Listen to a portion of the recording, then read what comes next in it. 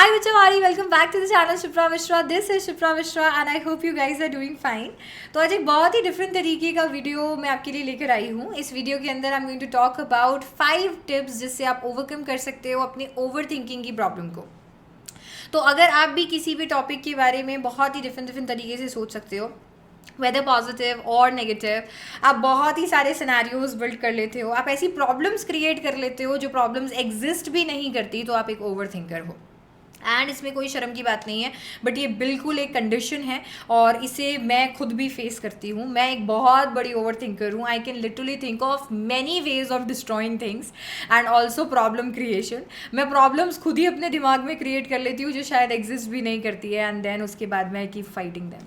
Result क्या निकलता है? रिजल्ट निकलता है प्रोडक्टिविटी हैम्पर हो जाती है. एट द सेम टाइम आपको ऐसा फील, आप सेल्फ डाउट अपने आप को करने लग जाते हो. आपको ऐसा फील होता है कि मेंटल पीस जो है वो एकदम से डिटेरियोरेट हो गया है एंड हेल्थ कंडीशंस तो बिल्कुल डिटेरियोरेट हो जाती हैं. आप सफ़र करते हो, कर सकते हो बहुत सारे कह सकते हैं एलिमेंट्स से. तो ये बिल्कुल एक नो है. और कुछ आज 5 टिप्स मैं आपके साथ में शेयर करने वाली हूँ जिन्होंने मुझे काफ़ी ज़्यादा मदद किया ओवरकम करने के लिए ओवर थिंकिंग को, और मेरे ख्याल से आपको भी वो मदद कर सकते हैं. टिप नंबर 1, अपने आप को आर्टिस्टिक नेचर की जॉब्स में एंगेज कीजिए. ऐसी एक्टिविटीज़ दिन भर में कीजिए. अपने दिन का कुछ ऐसा समय निकालिए जिसके अंदर आप ऐसी एक्टिविटीज़ कर रहे हैं जो आर्टिस्टिक नेचर की हैं. ऐसी एक्टिविटीज़ जिन्हें आप पहले सीखें एंड देन उन्हें दोहराएं.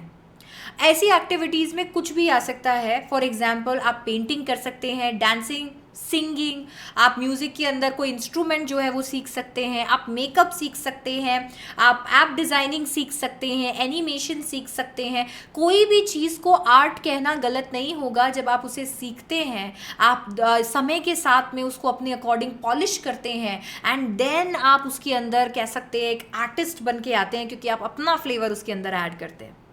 तो आप कोई भी ऐसी चीज़ कर सकते हैं, चाहे तो कुकिंग, गार्डनिंग, किसी भी चीज़ के अंदर आप इन्वेस्टमेंट कर सकते हैं, अपने टाइम को डाल सकते हैं, चाहे तो यूट्यूब वीडियोस बनाने के लिए. तो अपने टाइम को, अपने पूरे दिन भर में आपके कुछ एक जो चंक होता है आपके टाइम का, उसे इन्वेस्ट कीजिए आर्टिस्टिक नेचर ऑफ जॉब में. बिकॉज जब आप वो करेंगे तो आप कहीं ना कहीं, क्योंकि आप पूरे दिन वो करेंगे तो कहीं ना कहीं आप उसके लिए पूरे दिन प्रिपेयर भी करेंगे.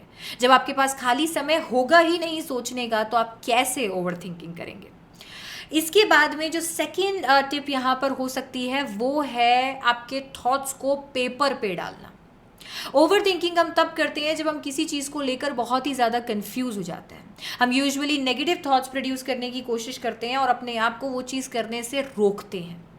बहुत सारे केसेस में ये सही भी होता है, पर क्या भरोसा कि हमने जो डिसीजन लिया वो सिर्फ ओवर थिंकिंग के बेसिस पे नहीं लिया. देयर आर चांसेस कि हमने सिर्फ ओवर थिंकिंग किया और उसी के बेसिस पे हमने डिसीजन ले डाला. तो इसके लिए बहुत ही ज़्यादा इम्पॉर्टेंट है कि आप अपने थॉट्स को पेन और पेपर की मदद से लिख लीजिए. आप प्रोज और कॉन्स की लिस्ट बना सकते हैं जिस भी टॉपिक को लेकर आप कंफ्यूज हैं. सारी पॉजिटिव्स एक तरफ और नेगेटिव्स एक तरफ लिख सकते हैं.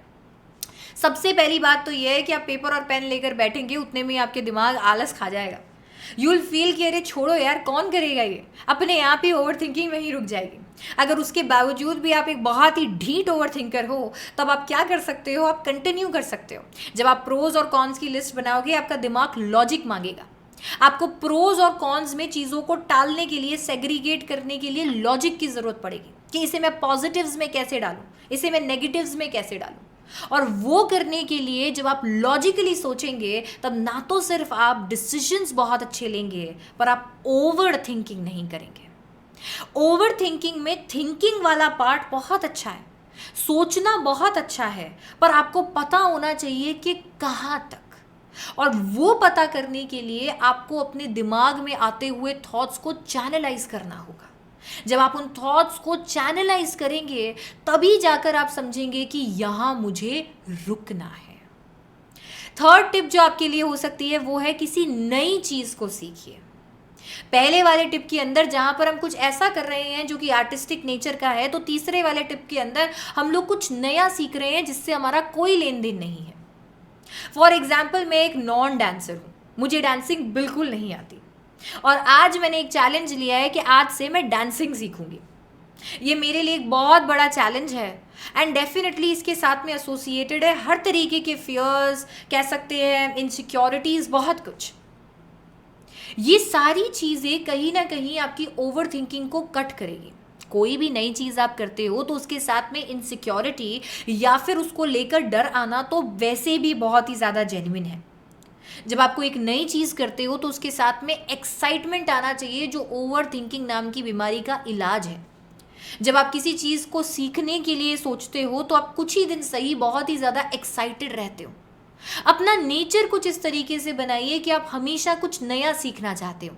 वो कोई एक DIY हो सकता है जो आपने YouTube पे देखा, कोई एक हैक हो सकता है जो बहुत ही ज़्यादा पॉपुलर चल रहा है, कोई एक नई रेसिपी हो सकती है, कोई एक नया म्यूज़िक हो सकता है, कोई डांस हो सकता है कि आप कोई ऐप डेवलपमेंट में कुछ नया कर रहे हो, कुछ एक नई चीज़ हो सकती है, एनिमेशन के अंदर आपका एक नया वीडियो हो सकता है, कुछ भी हो सकता है।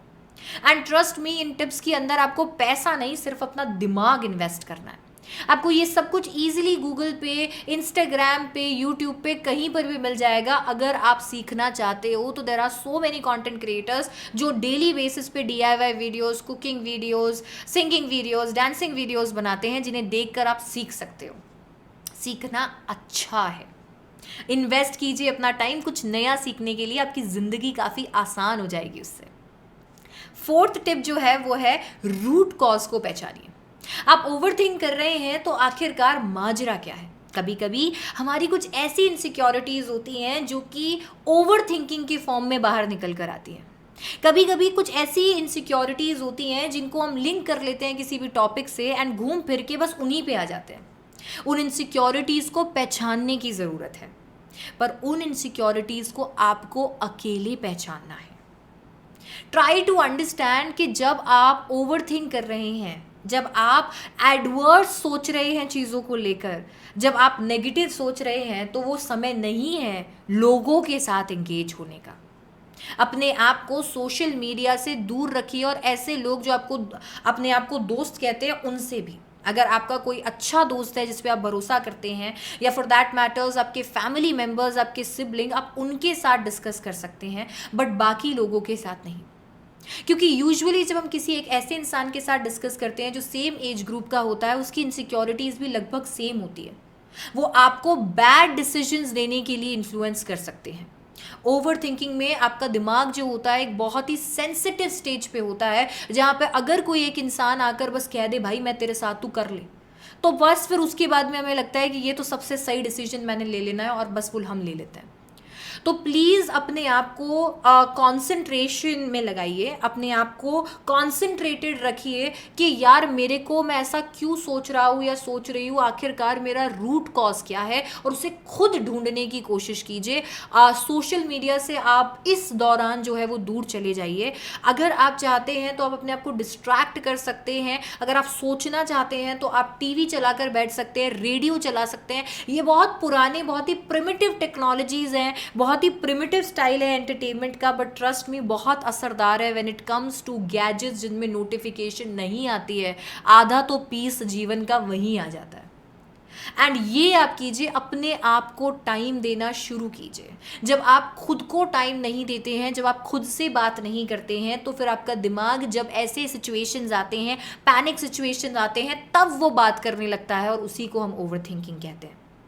तो ये आपका करना बहुत ही ज़्यादा ज़रूरी है। अपने आप को ऐसे लोगों के साथ में रहिए, ऐसे लोगों के साथ में जोड़िए जो आपके घर में रहते हैं, आपके फैमिली मेम्बर्स, आपके हो सकता है रिलेटिव हो सकता है, जो आपको अच्छे से जानते हैं, आपका जिगरी दोस्त हो सकता है, चड्डी बड्डी हो सकता है, कोई भी ऐसे लोग जो आपको जानते हैं और जो आपको सही राय देंगे, जिनकी राय आपको लगता है आपके लिए सही है। बट प्लीज़ कोशिश कीजिए कि जब भी आप ओवरथिंक कर रहे हो, surround your self with people जो कि ज़्यादा एक्सपीरियंस्ड है, ना कि वो लोग जो आपके एज ग्रुप के हैं या आपसे छोटे हैं।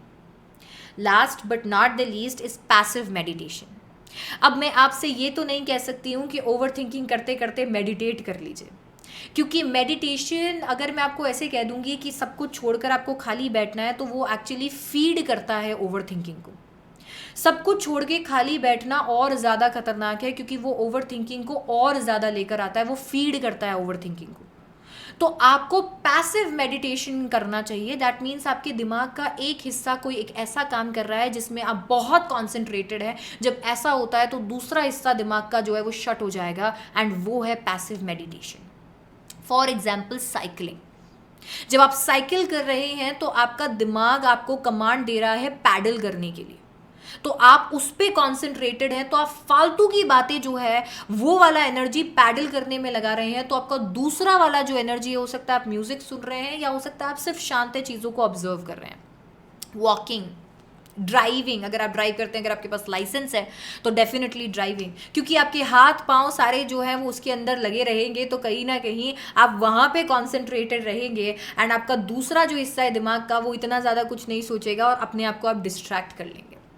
कुकिंग हो सकता है, कुछ भी हो सकता है, कोई भी एक ऐसी एक्टिविटी जो आपको बहुत अच्छी लगती है करने के लिए। फॉर दैट मैटर्स आप गार्डन में जाकर बैठ जाइए, जहाँ पे बच्चे खेल रहे हैं आप उन्हें देख लीजिए, उन्हें ऑब्जर्व कर लीजिए। आप अपने घर की बालकनी में जो इतने व्हीकल्स हैं उन्हें आते जाते देख लीजिए। ये कुछ ऐसी चीज़ें हैं जो आपको पैसिव मेडिटेशन के अंदर मदद करते हैं। इसके अंदर आप अपने आप को फोर्स नहीं करते हो मेडिटेट करने के लिए, एंड इवेंचुअली आप अपने दिमाग को बस किसी एक जगह पे कॉन्सेंट्रेट करते हो, और बाकी का जो आपका दिमाग होता है वो कहीं ना कहीं ओवर थिंकिंग के केपेबल नहीं होता, एंड देन आप अपने आप को डिस्ट्रैक्ट कर लेते हो और वो टॉपिक जो है वो दिमाग से पास हो जाता है। तो ये कुछ ऐसे 5 टिप्स थे जिसकी मदद से आप ओवर थिंकिंग को ओवरकम कर सकते हो।